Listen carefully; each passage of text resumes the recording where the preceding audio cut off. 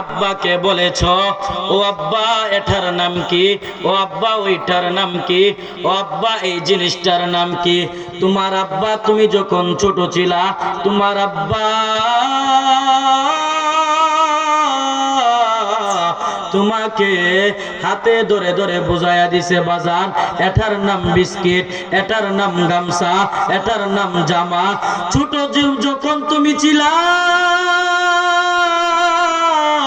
তোমার বাবা তোমার কথার দ্বারাতে কোনো অসন্তুষ্টিজনক কোনো আচরণ করে নাই।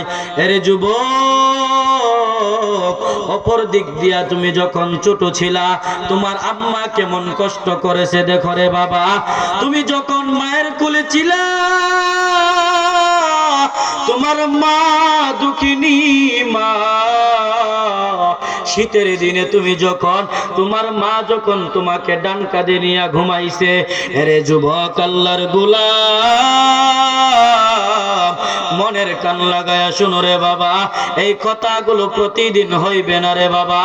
তোমরা মনের কান লাগায়া যদি শুনো, একটা কথার উপর যদি আমল করতে পারো, জীবনটা সফল হয়ে যাবে রে বাবা।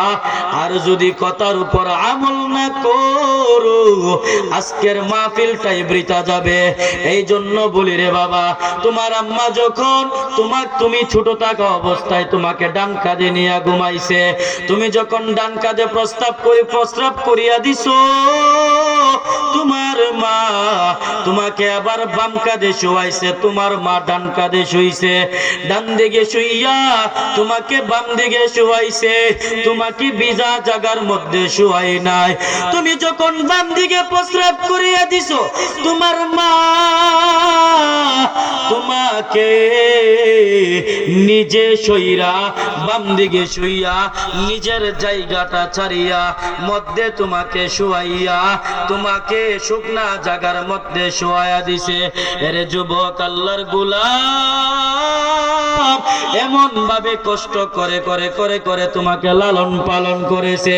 সকলে মিলা যখন খানা খাইতে বসছে, বসার পর সবাইকে সুন্দরভাবে খানা খাওয়াইছে। সবাইকে খানা খাওয়ানোর পর দুঃখিনী মা যখন খানা খাইতে গেছে, খানা খাইতে যাওয়ার সময় তুমি যুবক, যে সময় ছোট ছিলা, তুমি ডান বাপ কোনো কিছু বুঝো না, পাতলা পাপ কোনো কিছু বুঝো না। সবাই সুন্দরভাবে খানা খাইলো, তুমি কোনো ডিস্টার্ব করো নাই। তোমার মা যেই মাত্র খানা খাইতে বসছে, তুমি প্রস্রাব পায়খানা কইরা ভরায়া দিছো। এরে যুবক, আল্লাহর গোলাম,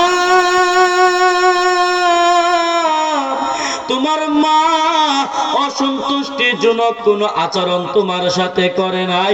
সুন্দর করে প্যাকেট বানায়া এক সাইডে রাখিয়া তোমাকে কোলে লইয়া আবার মা খানা খাইতে বসছে। তোমার জ্বালায় খানা খাইতে পারে না। এই যুবক, তুমি যখন আবার বড় হইছো, বড় হওয়ার পর তুমি যুবক বড় হইয়া তোমার গায়ে শক্তি হইছে।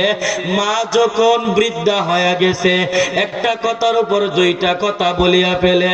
বাবা যখন বৃদ্ধ হয়ে গেছে, একটা কথার উপর দুইটা কথা বলিয়া ফেলে। তুমি যুবক, বাবাকে দমক মারিয়া দাও, মাকে দমক মারিয়া দাও। আরে আল্লাহর গোলাম, মা বাবার মনে কষ্ট দিও না।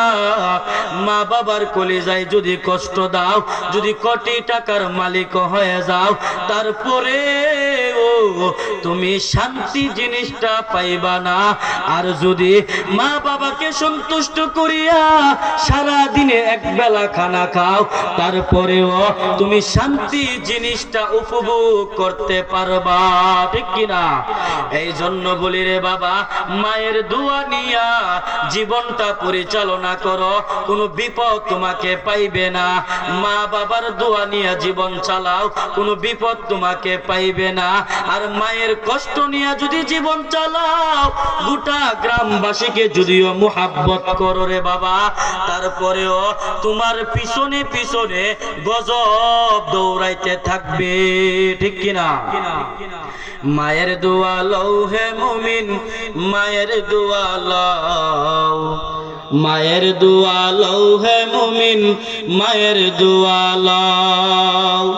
বিপদে পড়বে না তুমি যখন যেতাই যাও, বিপদে পড়বে না তুমি যখন যেতাই যাও।